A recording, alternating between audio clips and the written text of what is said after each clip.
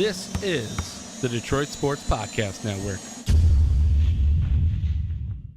Who's got it better than us? Nobody.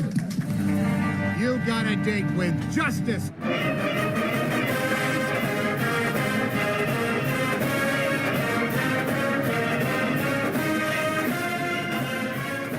Hello, everybody. Welcome in to the bi-week edition of the Justice Report on the Detroit Sports Podcast Network.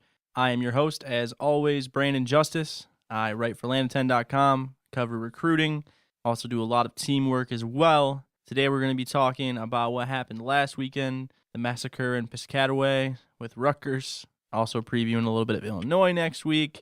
But mainly we're going to focus on what is the bye week, how the team is probably going to handle it, talk with four-star recruit out of Adelo, Texas, Chuck Filiaga, see what's up with him, see how he's been doing with Michigan, among other schools as well.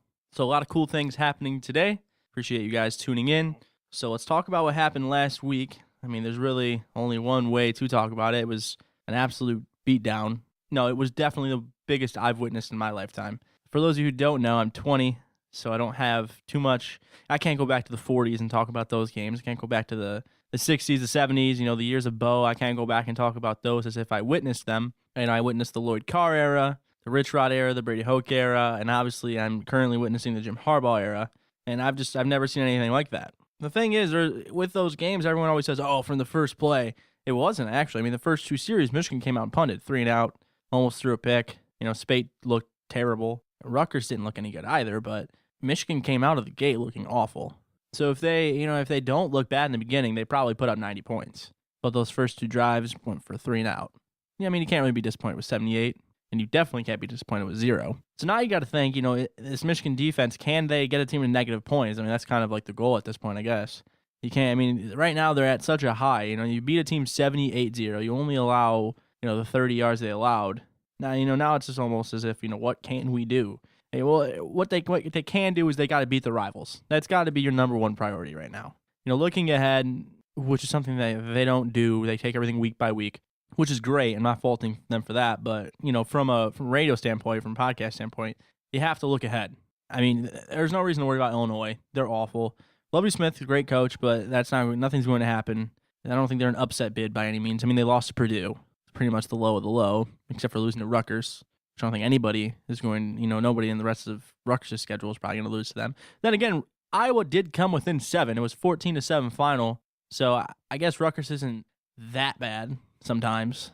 I don't think they've ever played as bad, probably in their program's history, as bad as they played against Michigan on last Saturday. But, I mean, if you look at the magnitude of how big that win was, and not just based off points, I'm talking program-wise. I mean, like I just pointed out, 14-7 Iowa, a team that came in top 15. They went to the Big Ten title game last year. Still have a chance to do that, although they probably won't.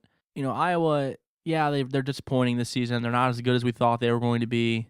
Bethard has been abysmal. Their defense is bad. Desmond King is underwhelming by a large margin. I mean, his stats aren't there. I still think he's been good. His stats aren't there. Numbers aren't there, especially like they were last year.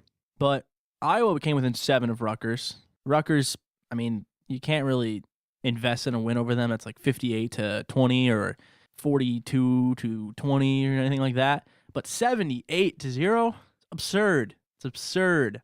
I don't care who they're playing. If they're a Division I football team and you're beating them, and I'm not talking Division I FCS. I'm talking, to clarify, Division I FBS football team.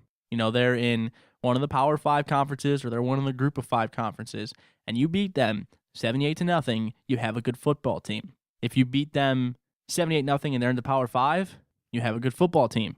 If you beat them 78-0 and they're in currently the best conference in football, you have an extremely good football team.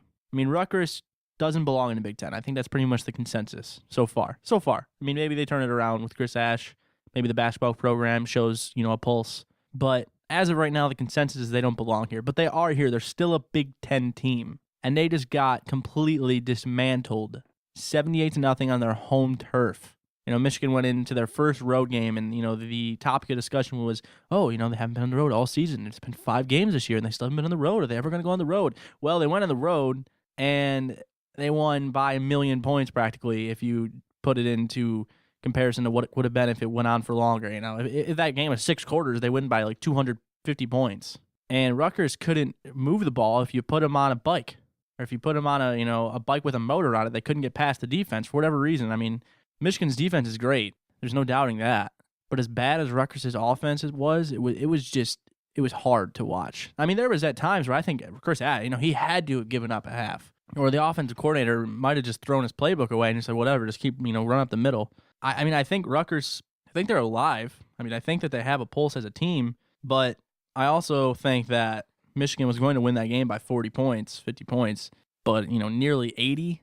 And if Jabril gets that punt return, that probably shouldn't have been a flag in the first place, then they win, by 85 or whatever it would have been.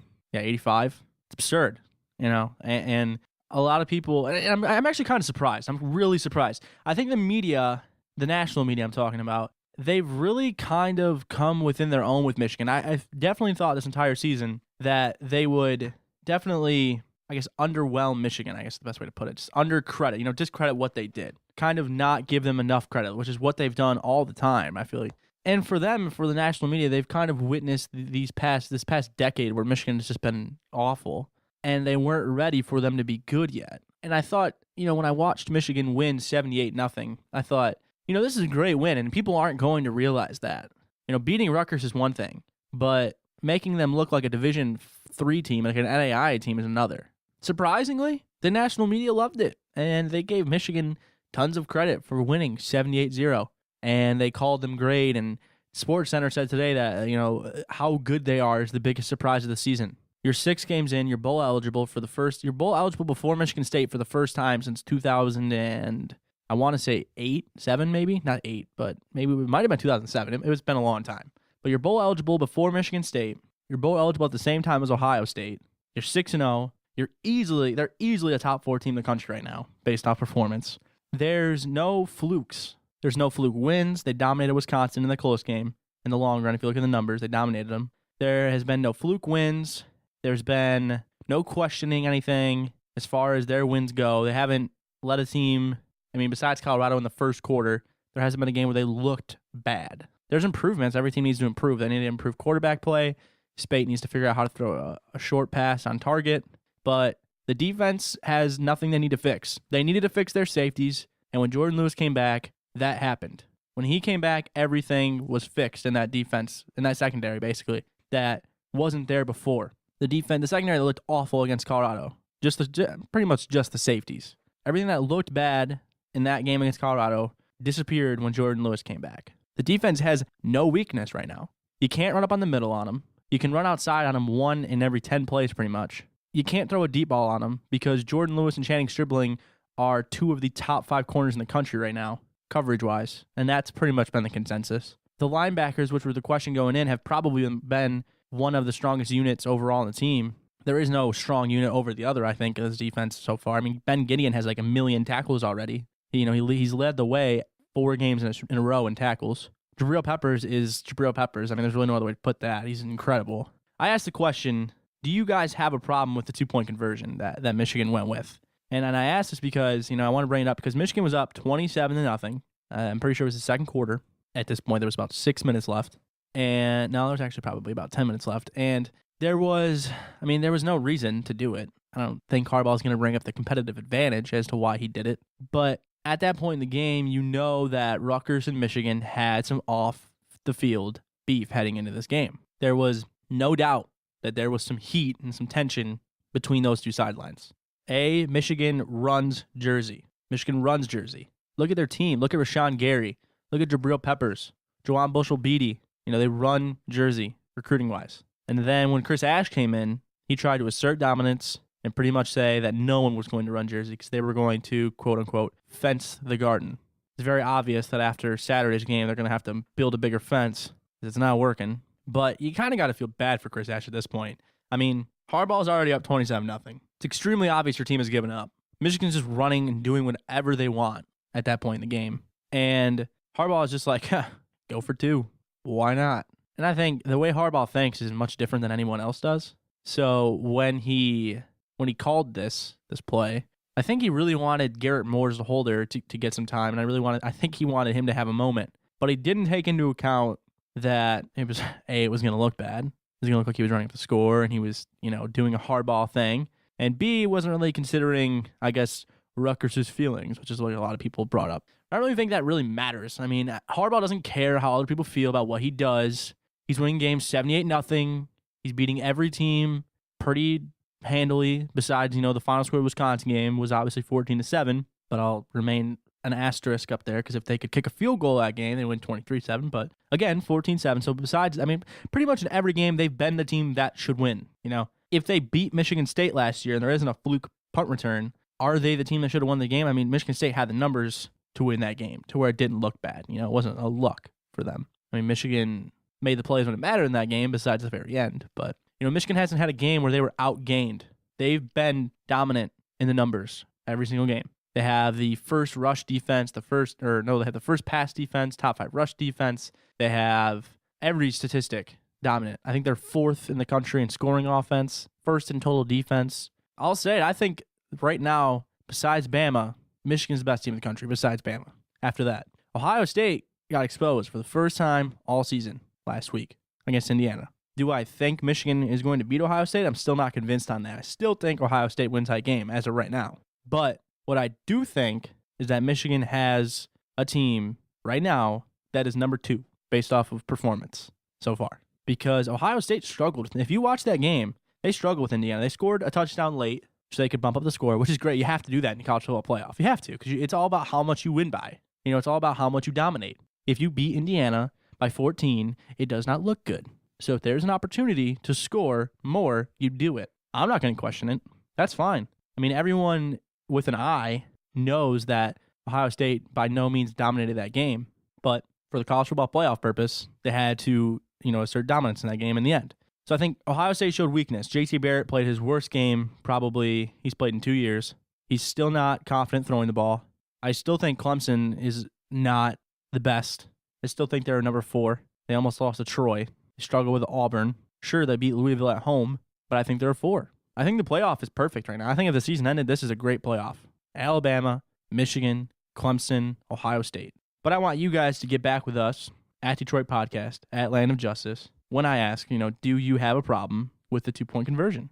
Michigan's up 27-0, whatever. Does 2 points really bump you up in the college football playoff rankings? No. I think it was for Garrett Morris. I think it was to give him a moment as a player because he's never going to get one besides holding field goals. So I think it was to give him a moment. But Harbaugh kind of has to realize that it's going to look bad. It's going to give U of M a bad reputation for running up a score, even though it's kind of forgotten. It really hasn't been talked about too much, not as much as I thought it would be, but it leaves a bad taste in the mouths of people who aren't for that kind of stuff. So when we get back, we're going to dive a little bit more into what's going to happen next week with Illinois. We're going to talk to Chuck Filiaga. A lot of cool stuff for today's show for the bye week. I'm probably going to give my predictions on what games happen this week because I've got no other ones to talk about. So when we get back, we're going to do that, talk a little bit more with Chuck Filiaga, and I'm going to be me. So we'll see you guys when we get back. This is Brandon Justice with the Justice Report on the Detroit Sports Podcast Network. I want to tell you about our newest sponsor, Team Top Cat Sales. Are you looking for team apparel for your high school, your club sports team, or corporation? Look no further than Top Cat Sales, located on the east side of Main Street in downtown Royal Oak, between 11 and 12 Mile. Through founder and former University of Michigan QB John Wangler's leadership, Top Cat Sales has developed a tradition of selling and distributing custom Adidas team apparel with the highest quality and best service. Get your organization, school, or club team all in with Adidas today by going to TopCatTeamSales.com. That's TopCatTeamSales.com. Also, follow Top Cat on Twitter at Team Top Cat.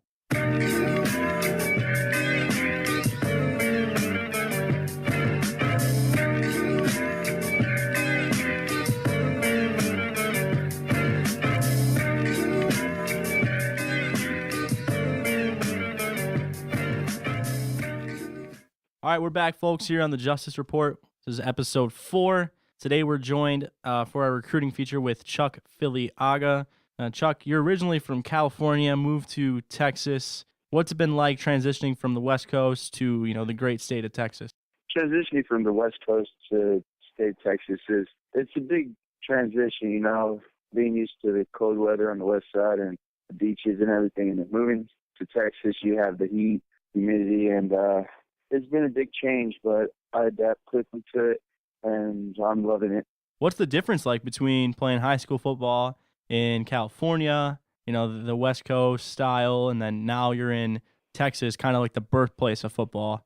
I don't know if they take it more seriously there or not. It's kind of a serious sport everywhere you go. But what's it been like transitioning in the game? I honestly believe that the intensity of the game is different from here compared to California. Over here, Texas, I'd say they take it a lot more seriously, and definitely they have dudes that all they want to do is win state every year, and really it's just a lot hardworking. So you're playing in the a couple of All-American Bowls. You're playing in the Polynesian Hall of Fame one, and then you're also playing in the Army All-American one, right? Yes, sir. So what's it like, having those kind of honors for you and kind of being known as the All-American and all of that where you're from? It's been a great honor to be accepted to both of these bowl games. I really, I never could see myself this far in life, and I really come a long way, and definitely have more to improve, and got more time. So you finally took your visit. I mean, everyone kind of knows about your visit to Michigan for the game against Wisconsin. I mean, it was a 14-7 final. It all came down to the final, a couple of plays. Jordan Lewis made that an interception. So kind of talk about what that visit was like for you and what you gathered from it as you went back home. It really was a great fun day. Coaches, athletes, I loved every minute of my visit to Michigan. What was your relationship like? What was it kind of like to just like meet Jim Harbaugh? What was that kind of like? We know you have a great relationship with him and with Coach Drevno. So what's it like to kind of become close with that staff? It was really crazy, get to know the former 49ers head coach, and it was awesome because I watched a lot of their games, and meeting him in person, it's something special you don't often get to do. And Coach Harbaugh definitely is. He's really a good guy, and he's got something planned out for Michigan. So what was it like to be at inside of the big house to watch a game, and not only just a game, but a top 10 matchup? How crazy it was in there? It was crazy being there. 111,000 people there. The stadium was loud, crowd was amazing, and watching the football game was 10 times awesome. And just I imagine myself playing on the team and being in that environment. So what other visits do you plan on taking? Next visit, Oklahoma and Nebraska. Now you're in Texas. Season's wrapping up. Is there a chance for you guys to win state? And how do you what's your motivation and what's your work ethic like? What's your everyday preparation like for a football game? Obviously we're recording this on Friday. It's game day for you. What's your preparation like? Really, we take it one game at a time, one day at a time, every day. Our team is ready to win state as long as we don't get over ourselves, and we all play as a team and we work together as a team. And really, everybody has the potential. We just got to pull forth with it. All right, so now we're going to end this off. We're going to ask Chuck 5 random questions. These don't have anything to do with recruiting. We just want to learn a little bit more about them. So we're going to ask you the first question here. I'm literally on a random website that says 100 random questions to ask someone. So that's what we're going to do. So just pick a random number. I'm going to go to that question and then ask you it. Let's go with number 66. 66? All right, Cheetos or Fritos? Cheetos. All right, pick another number. 21. 21. That's my favorite number. What is your least favorite movie? My least favorite movie, I would say, that's a tough one. What's an overrated movie that everyone else likes that you didn't like? It'd definitely be White Chicks. All right, shoot me with another number. 99. You're making me scroll. Do you want kids? Hopefully. Yes. All right, we got one more number out of you. One more number. Gotta pick. Let's go 50. 50. Have you ever used a gun? You're in Texas. You've had to have used a gun by now. Yes, I have. Yes, I have. What kind of gun? It was a 12 gauge. Were you shooting targets or were you shooting real animals? I was shooting targets. Soon enough, right? Soon enough you'll get the deer. All right, Chuck. Well, we appreciate you coming on, taking the time. For you guys who don't know, Chuck was actually in school during this, so we got the teacher to let him get out for a minute, let the All-American take some time to talk to us. Thank you for having me. Chuck, do you any plans to come back to Ann Arbor? Is there any? Maybe. I know you got to figure out logistics, but I guess I should ask: do you want to? Do I want to? Yeah. All right, Chuck. Well, we appreciate you taking the time. I'll see you at the All-American Bowl down in San Antonio for the Army Bowl soon enough. All right. Good luck with your game and with the rest of your season, and go win state. Thank you. All right, Chuck. Take care, buddy. Bye-bye. All right, so that was Chuck Filiaga out of Adelo, Texas, originally from California, moved there this season to play some Texas football, doing a great job. His team, like he said, has a really good shot at state. You can follow Chuck on Twitter at CFiliaga. That is CFILIAGA. I know the majority of the fan base probably already does follow him with the way Twitter works right now with recruits, but nonetheless, that's where you can find him. He's a 4-star offensive lineman.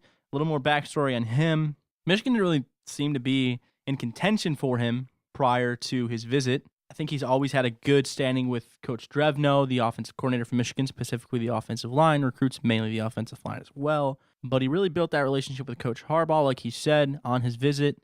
And I really think, and I'm going to say this right here, that in the end, Michigan gets Filiaga. So you can add him to an already strong offensive line class that will probably get only stronger as time goes on.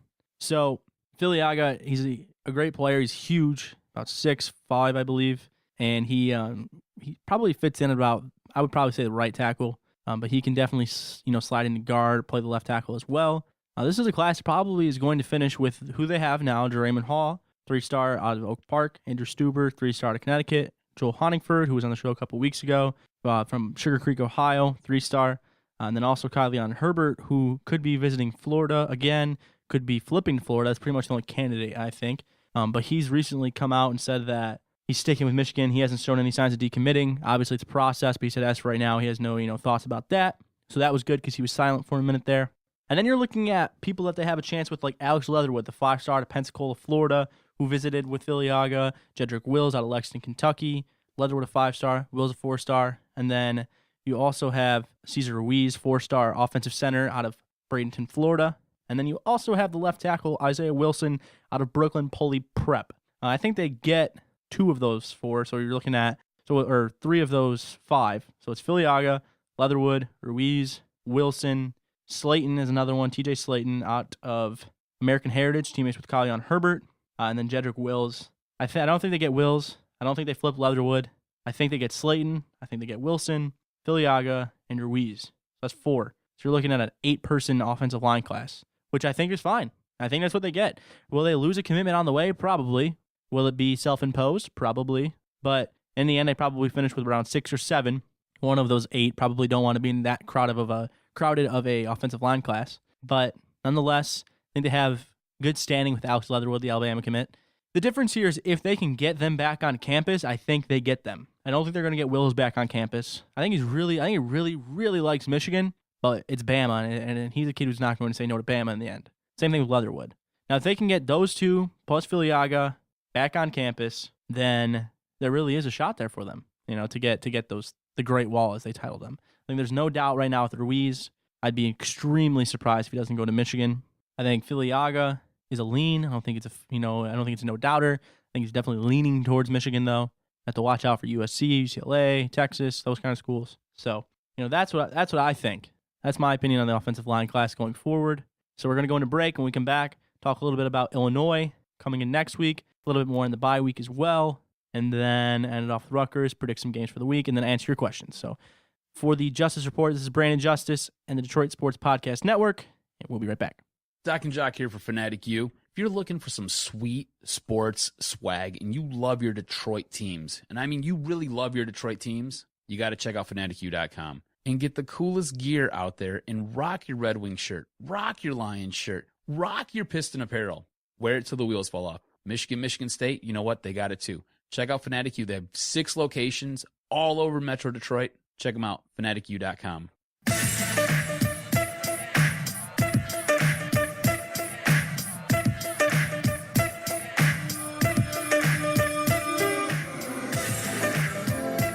All right, welcome back, everybody, to the Justice Report on Detroit Sports Podcast Network. I'm your host, Brandon Justice. Today we talked about Michigan and Rutgers last Saturday, talked to Chuck Filiaga. Been a really great show, I thought. Hope you guys enjoyed it. Thanks for tuning in. Again, you can follow the podcast network at Detroit Podcast on Twitter. You can follow myself at Land of Justice. You can find all of my words in writing on landoften.com. LandofTen.com/Michigan. Find all your Big Ten news in general on LandofTen.com as well. And on Saturdays, you can find me in the press box or on my couch. So we're going to round out the show here today, talking a little bit about what happened at the steakhouse, what's going on with Jabril in the NFL, talk about Illinois, and then answer some questions. Ruth's Chris Steakhouse had this promotion going, as I know you all know, where Michigan's margin of victory was the percentage off that they would have on their dinners. So when Michigan won 78-0 against Rutgers, everyone thought, wow, I'm going to get steak for 78% off from Ruth's Chris. And obviously that wasn't the case. They had cap at 50%. So my question to you is to tweet at me, should they have honored it? A, should they have honored the 78% instead of capping it at 50? B, did you go? How was it?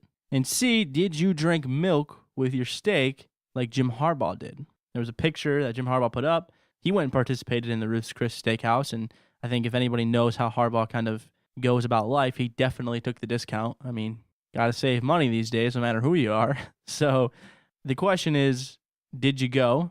Do you agree with the cap of 50% off? Should they have honored the 78%, or do you agree? And then did you have milk with it? Have you ever had milk with your steak? Do you drink milk with every meal like Jim Harbaugh does? I drink milk with my cereal. I drink milk with a bagel. I drink milk with my eggs, French toast maybe. But the weirdest thing I drink milk with is spaghetti. I don't know why. I really like milk with my spaghetti. Maybe it's an Italian thing. I'm not Italian, but maybe it is an Italian thing. I'm not really sure. It just makes sense. It just tastes really good with it. That's the best way to put it. So that's the weirdest thing I drink milk with, is my spaghetti. Outside of the regular breakfast stuff. So my question to you is, do you drink milk with every meal, or is there a meal that you specifically drank your milk with? Were you at Ruth's Chris Steakhouse, and do you agree with the cap, or would you rather had them? I mean, everyone would want them to honor the 78%, but do you think that them keeping it at 50 was good? I didn't get to go. I didn't get to participate in the promotion. I just don't have that on me right now. I can't just go out and buy steak. It's not that easy. My job is to watch Harbaugh go eat the steak. I can't actually have the steak. I got to report that he ate it with milk, but I can't actually eat it with milk.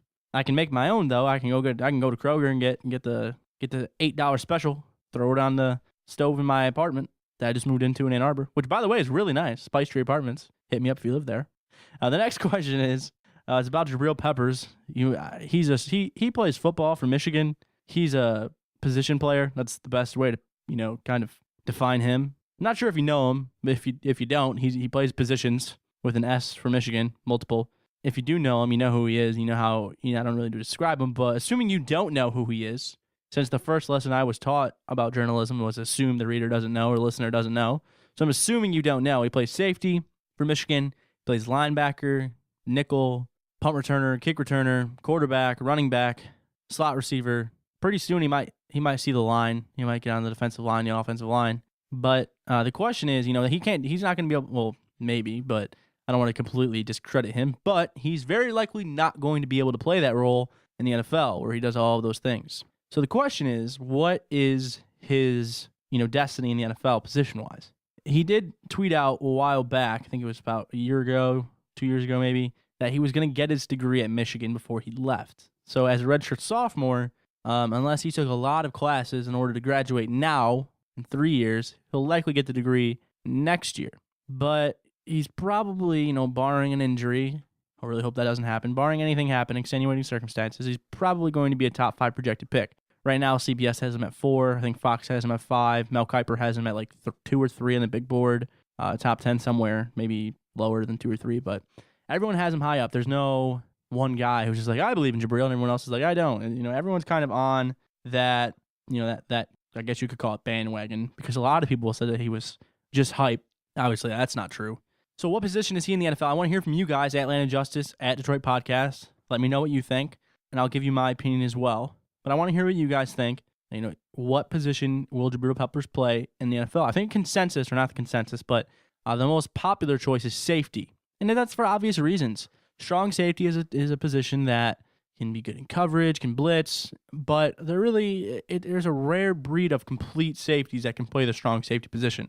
That can be great in coverage, great at blitzing, great at reading the field. I mean, Peppers is great in all those. I mean, he could work on his coverage, but as a strong safety, he's really not going to be in coverage as much as you might imagine. But Peppers might be a guy that blitzes literally almost every play. I mean, he's that good. I said it to my dad last night. I went back home for the night last night and visited my parents. And it sounded like I live an eternity away, about an hour away from Ann Arbor. But I went home and visited them. And I said, Dad, I know that I wasn't around, like I mentioned earlier in today's show. During the Bo era, I wasn't around for the first little bit of the Lloyd Carr era. I definitely wasn't around for the Moeller era. But I've been around for the better part of the Carr era. Hoke, Rich Rod, Harbaugh. I was alive for Woodson. Peppers, I don't think he's surpassed Woodson yet. I really don't. But based on performance at Michigan, taking that into account, taking talent into account, impact on the field, overall impact, I think Peppers is a top 3 player at Michigan if he keeps this momentum. If he stays another year, he might be the best. He might surpass Woodson, maybe if they win a title. They'll have to win a title this year. They'll have to get to a Rose Bowl at the least next year if he stays. If he goes and they win the title this year, and he has a lot to do with it, he could get close to Woodson. But I think he's behind Woodson because Woodson is an enigma. He's polarizing, and so is Peppers. But Woodson, it's just hard to surpass. The first defensive Heisman, the national, won the title, and all of that. It's hard to beat that. But Peppers he's good. He's special. He is. I think Dory Jackson from USC is too. But Peppers is definitely top 5 right now. He's definitely top 5. And he's definitely moving quickly to top 3. If you ask me, he plays strong safety in the NFL. But if I'm an NFL coach, I'm thinking I need to go outside the box, and I need to throw Peppers on offense too. I mean, the coaching staff has said he wants to play every single play. He doesn't run out of energy. If I got a guy in my ear like, Coach, let me play, I'm not going to tell him no if he's that good. I know there's a lot of safety protocols. If he's healthy and he wants to play, stamina isn't a concussion, isn't a symptom of concussions. He might get tired. When he gets tired, he'll walk off the field just like every other NFL guy does. But if he's in my ear and he wants to play, with the amount of running backs that aren't good in the NFL, put him in the game. Let him run Wildcat. If he goes to the Dolphins, they need anything they can get on offense. Put him on Wildcat. If he goes to the Lions, put him in the slot. If he goes to the Browns, put him at quarterback. If the Browns have him and Terrell Pryor, they can have a winning season. It's probably not going to happen. But if they get Jabril Peppers and Terrell Pryor stays on this high that he's on right now, Browns they might squeak out 8 wins. Wherever Peppers goes, the team is going to get better. There's no other way to put it because he does so many things on so many different levels. Punt return, kick return, offense, defense. And he's just as good at all of them in all facets. But in the end, I think he plays safety. Let's talk Illinois-Michigan, predict a couple of games, and then we'll get out of here. Illinois-Michigan, Lovie Smith, coaching Illinois, had a lot of expectations going in. I love Lovie Smith. I'm a huge fan of Lovie Smith. My former coworker, Brandon Brown, will testify to that. Huge fan of Lovie Smith. Huge fan. I mean, there's a couple of coaches in the Big Ten that I'm huge fans of. I mean, I think Mark D'Antonio was a magician with Michigan State. I think Harbaugh has been the same with Michigan. DJ Durkin and Lovie Smith are my 2 favorites outside of the three-headed monster, D'Antonio, Meyer, and Harbaugh. I think all 3 of those coaches are favorites nationally. But outside of those 3, Lovie Smith and DJ Durkin were the 2 I was most excited for this season. And Lovie Smith has been a huge disappointment. I don't think it's his fault, though. I mean, you're picking up Illinois football. They're awful. They lost to Purdue. No one's going to fire Lovie Smith. I mean, he could coach in the NFL if he wants to, probably. But they're 1-4 right now. They got Rutgers this week, so they've got a good shot to be 2-4. But, I mean, you lost to Purdue. Their only win, Murray State. I mean, they won 52-3, so it looks great. And then you got they lost to North Carolina 48-23. They lost to Western 34-10, dismantled by Western, which is a great team, by the way. And then Nebraska, who they lost to 31-16, and obviously Purdue they lost to 34-31. Purdue is terrible. I think Michigan wins this game. I don't think they win 78-0. I think they win 58-0. Maybe 58-7. Maybe Illinois has a pulse on offense. Either way, another blowout. I mean, there's really nothing to this game. Again, I don't think this is an upset bid by any means. I don't think the matchups are always going to be there for Michigan because they're so good on every side of in each department on defense. On offense, it's just, who's going to challenge Wilton Speight? It's not going to be Illinois. So I think Michigan wins by a lot. I want to dive more into that next week for next week's show. I want to get more in depth with Illinois. For the bye week show, I just wanted to tell you that I think there's no doubt Michigan dismantles them. That's my early look. But you got a week of practice for someone to get injured. What if Peppers gets hurt? What if Lewis gets hurt again? Then you can talk more. But as right now, Michigan pretty much fully healthy, except for Jeremy Clark and Grant Newsome. Michigan probably going to just dismantle them as well. So let's predict some games that are coming up this weekend. Not trying to rip off game day by any means. I'm definitely not. I shouldn't be as trusted as Metro. Shouldn't be as trusted as Kirk Herbstreit with his picks either. Although he did say that Michigan was light years away from Louisville's offense. Then they put up 78, so, maybe you should trust me more. I'm not really sure. But we'll go through some games here. We've got Mississippi State, BYU. Let's go with BYU as a really uneducated guess. I mean, BYU destroyed Michigan State. By the way, Mark Antonio must have listened to the podcast last week because I went off about how you have to switch. You have to get rid of Tyler O'Connor. You're not going to win a game for the rest of the season. And he must have listened to it at halftime and then figured it out by the third quarter and he did take Tyler O'Connor out. It was too late. But if Tyler O'Connor isn't at quarterback for Michigan State this week, they could win a football game. Until he is out, they're going to lose. They play Northwestern. Let's predict that game. Northwestern is bad. Michigan State is also bad. They're both 2-3. They're both really disappointing. The two biggest disappointments in the Big Ten by far. Michigan State bounces back with whoever's at quarterback. Damian Terry, aside to Weaver. I don't know who's going to be in there. Whoever's in, State wins that game. If you ask me, I think they bounce back. Iowa, Purdue. I mean, that is going to. I mean, no one thinks so, but I'll be the first to say it. That's going to be a good game. Iowa's bad. Iowa is not good. C.J. Beathard and Desmond King haven't performed well, but C.J. Beathard's been a huge disappointment. Huge disappointment. I think Iowa takes it by 14. And then you got some interesting ones, some really interesting ones, like in the Big Ten, such as Nebraska, Indiana. Indiana is a really good football team in the Big Ten. I mean, I wouldn't say really good. That's kind of hyperbole. We'll put them in they're middle of the pack in the Big Ten, but they are right behind. They're right behind Michigan, Ohio State, Wisconsin. They're probably the next one after that. They really are. Who else is better? It goes Ohio State right now, Michigan, Nebraska, Wisconsin, and then Indiana. I think Nebraska wins, but I think they're exposed. I think Nebraska wins by a field goal. Okay. And let's predict two more here. We'll go one in conference, one out of conference. The big one, Alabama, Tennessee.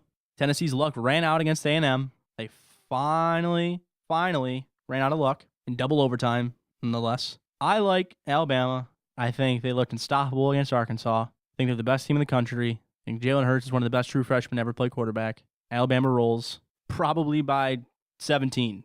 And then you got Wisconsin, Ohio State. The most interesting game of the season in the Big Ten so far. No doubts. Ohio State was going to roll Oklahoma. Michigan State and Notre Dame both weren't good. This is the best game thus far. Michigan and Wisconsin was cool, but I thought the matchups were there for Michigan to win, and they did, and they dominated even though they only won by 7. Ohio State and Wisconsin is so interesting. If it rains, Wisconsin wins. If it doesn't, Ohio State wins. That's all I got. JT Barrett can't throw in the rain. They can't play in the rain. They'll turn the ball over in the rain because they try to do too much. Offensively, it's a good weather offense. If the weather's good, then it works. And they beat Wisconsin because Wisconsin has no offensive identity and their offense is terrible. But they're coming off a bye week, so maybe they do something. Again, if Wisconsin gets bad weather, they win. If Ohio State gets sun, they win. That's my pick. So I want to answer some questions, and then we're going to take you guys into the bye week. So a couple questions here. Alex Robinson, one of my friends, which is kind of cool that he found me here on Twitter. He said, will Michigan State come close or will Michigan dominate? It's a rivalry game. You're going to get the best out of both teams. I want to see who's at quarterback for Michigan State this week. I want to see how they perform against Northwestern before I can, fully evaluate it. But this team going in, Michigan will probably roll by 30 if they play how they've played. If both teams play how they've played, Michigan will win by 30. But it's a rivalry game. I think both teams will bring out the best in each other. I still think Michigan wins by like 10 to 17. But I want to see who's at quarterback for Michigan State this week before I can fully evaluate that.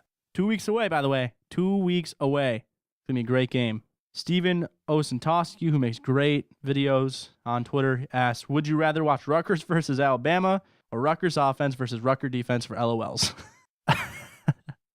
I'm pretty sure we got to watch Rutgers versus Rutgers for the spring game. I like to watch Rutgers Alabama. I mean, it'd be the same thing as Michigan's, what came out for them. So, I mean, it's a great question. Rutgers, it's funny. Rutgers' program is funny right now. For them to belong in the Big Ten means I should be the lead anchor on SportsCenter or the lead college football analyst. That's pretty much how it is. So, Ian Kuza, probably the most reliable fan I've ever had. He goes, how much would you have paid to watch that sorry Rutgers-Illinois game? I wouldn't pay. I would pay to not watch it. Nicholas Curry says, how do you think Ohio State's offense matches up against the Wisconsin defense, or how does the Ohio State offense match against UM's defense? We'll talk Ohio State, Michigan when it gets nearer. For now, That's interesting. But focusing on Wisconsin, Ohio State, Wisconsin plays stout defense against pro-style offenses. I don't know how they're going to be against a spread like Ohio State's, as creative as Ohio State's, with a quarterback as good as JT Barrett, with a running back as good as Curtis Samuel and as good as Mike Weber. But Ohio State doesn't have good receivers, I don't think, at this point, or elite receivers, I should say. And that's where Michigan beat them, was their receivers were better than their defensive backs. Wisconsin's defensive backs are very small. I think they're all like 5'10". Ohio State's, they don't have a huge target just yet. I don't think they have a receiver that's really standing out just yet, besides the one who scored 4 touchdowns against Oklahoma, obviously. I think his last name's Thomas. But I think this one kind of comes down to, again, bad weather, which is supposed to happen. And JT Barrett's arm, can he throw the ball? Comes down to that. Good weather, Ohio State wins. Bad weather, Wisconsin wins. That's really what it comes down to. All right, so we're about out of time here on the Justice Report. So it was probably expected to be the most boring one yet because it's a bye week, but we got Chuck Filiaga on the show. We talked steak and milk. We talked about a lot of things. We talked 78-0. We previewed a little bit of Illinois. Talked Jabril, answered your questions. I think I delivered during the bye week. So I appreciate you guys tuning in. Same time next week for the Justice Report and the Detroit Sports Podcast Network. I am Brandon Justice, and that, my friends, is the Justice Report. This was locker room talk. Who's got it better than us?